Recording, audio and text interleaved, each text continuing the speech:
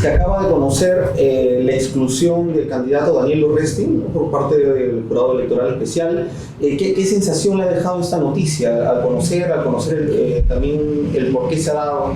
Bueno, obviamente causa sorpresa, ¿no?, que a estas alturas del partido electoral, que además ha tenido un calendario muy apretado, muy ajustado, dado que se trata de una elección complementaria de un congreso solamente para terminar un periodo muy corto del periodo anterior, a estas alturas se diga pues que un candidato de la talla de Urresti, además que es un candidato de peso, digamos, resulta excluido.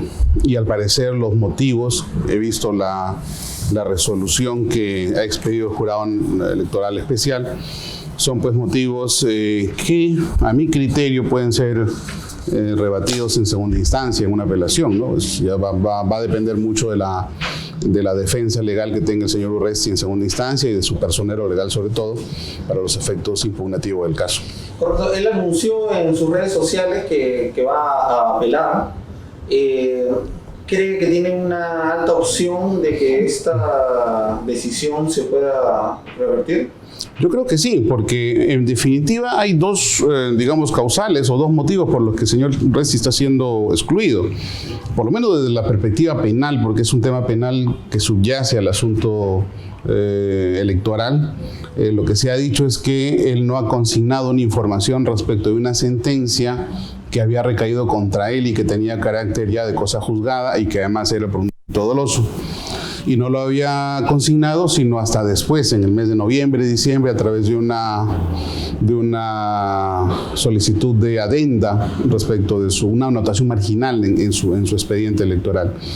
Y segundo, en función a que, al parecer, el señor no estaría rehabilitado a la fecha, lo cual obviamente, por lo que se ha visto y por lo que se ha podido averiguar dentro del sistema internet, no resulta correcto, ¿no? Con lo que, como reitero, esto puede ser fácilmente revocable. Y no resulta correcto, ¿por qué? Porque la sentencia, por lo que uno más o menos sabe, es una sentencia del año 2017.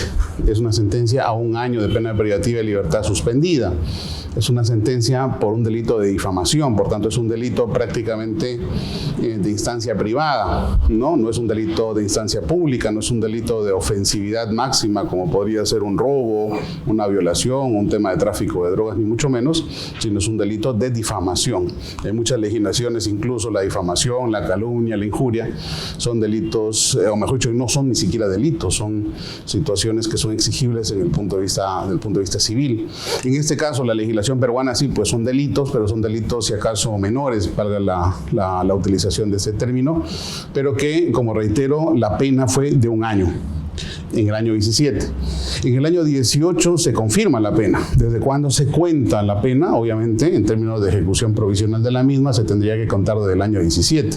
Por tanto, el año que fue condenado se tendría que caducar o se tendría que tener por cumplido es en el año 18, entre abril y mayo, que es más o menos que se sabe que se emitió la sentencia.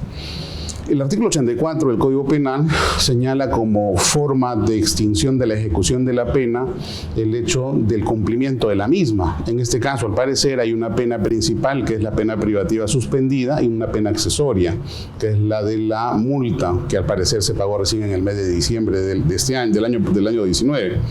Entonces, lo que hay que tener en términos de interpretación pro homine, que es lo que se utiliza muchas veces en el ámbito legal, es que siendo que la pena principal, que es la pena privativa de libertad, duraba solamente 1 año, debe entenderse que al año, después de sentenciado el señor Urresti, que es del año 17 al año 18, ya se extinguió la ejecución de la pena. Aunado a esto, había una reparación civil, que no es pena, sino es eso, una reparación civil, es una consecuencia derivada del delito, una consecuencia civil, no es una consecuencia punitiva, por tanto no es pena, creo que de 5.000 soles y que se pagó, me parece, en el mes de septiembre del año 19. mucho antes incluso de la inscripción del señor Urresti, que fue el 18 de noviembre. Entonces, si uno vincula todo esto, la extinción de la ejecución de la pena, que dice que se cumple o se extingue la pena cuando se cumple la pena, y en este caso la pena principal, que es de 1 año, contabilizado del año 17, ocurre ya al año 18, se tiene que al año 18 ya estaría, digamos, caducada, extinguida la ejecución de la pena. Ahora, a todo esto hay una norma del Código Penal, creo que es el 69 del Código Penal, que establece claramente que la rehabilitación es automática. Eso es la boleta de rehabilitación que expiden los jueces, tiene efecto declarativo, no constitutivo. Por tanto, no hay que entender que... Lo que presentó ahora en sus redes es esto, ¿no? Una boleta de rehabilitación. Entonces, esa boleta de rehabilitación, a mi criterio, no dice que a partir de la fecha está rehabilitado, solamente que es una descripción, una verificación respecto de la situación que este señor tiene respecto del proceso. Y lo que dice la ley es que se entiende rehabilitada a la persona que ha cumplido la pena desde el momento mismo que la pena se cumple, de manera inmediata y automática, señala además la ley. Urresti, en lo poco que se ha podido leer de su defensa o de su primera defensa, es que detrás de esto hay un grupo de poderosos que están detrás de que, o sea, podría ser de esa forma, o sea, digamos, grupos de poder altos podrían querer sacar a Urresti. Bueno, Urresti es un candidato de peso, ¿no? Es un candidato que por sí mismo tiene casi una connotación de candidato presidencial, que casi todos los partidos no tienen un candidato que tiene un arrastre nacional, como lo tiene en el caso del señor Urresti y su partido. Y podría ser, si acaso, una situación que tenga algún tipo de interpretación política, pero bueno, es la interpretación política que hace él. A mí solamente me toca hacer una interpretación jurídica, desde el punto de vista además de mi especialidad, y obviamente tendrá él o algún otro experto en materia administrativa o electoral emitir alguna opinión, porque acá hay que tener claro que aquí hay dos temas, ¿no? Uno penal y otro administrativo. Ciertamente el administrativo descansa en lo penal, y lo penal, por lo menos desde mi perspectiva, no tendría mayor inconveniente, porque la rehabilitación, como entiende el Código Penal, es una rehabilitación automática, y que las boletas de rehabilitación son boletas declarativas, no constitutivas de la rehabilitación, y que además, como reitero, la ejecución de la pena o la ejecución de la pena en el sentido de la extinción ya habría operado 1 año después de que se dictó la sentencia, que es al año 2018, no al año 2020 ni al año 2019, ¿no? O sea, pues ha provocado un terremoto, pero al parecer va... Sí, desde el punto de vista penal por lo menos yo lo tengo claro. Además también hay otra norma, creo que es el 62 o 63 del Código Penal, que dice claramente que transcurrido el plazo de suspensión o puesta a prueba de una sentencia, la pena privativa de libertad suspendida, se entiende como no leída la sentencia. Entonces, quiere decir que incluso ficticiamente la ley penal entiende que una sentencia penal no existe en la medida de que no se ha vuelto a cometer ningún delito y se han cumplido las reglas de conducta a las que está obligada una persona.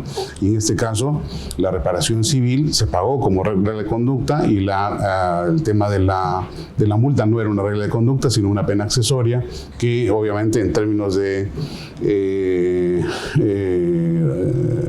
naturaleza legal o de lógica jurídica, lo accesorio siempre sigue lo principal. Y la pena principal en este caso era, como reitero, la pena privativa de libertad a 1 año. ¿Desde cuándo se cuenta? Desde que se dictó. ¿Desde que se dictó cuándo? El 17. Y el 18 ya habría extinguido.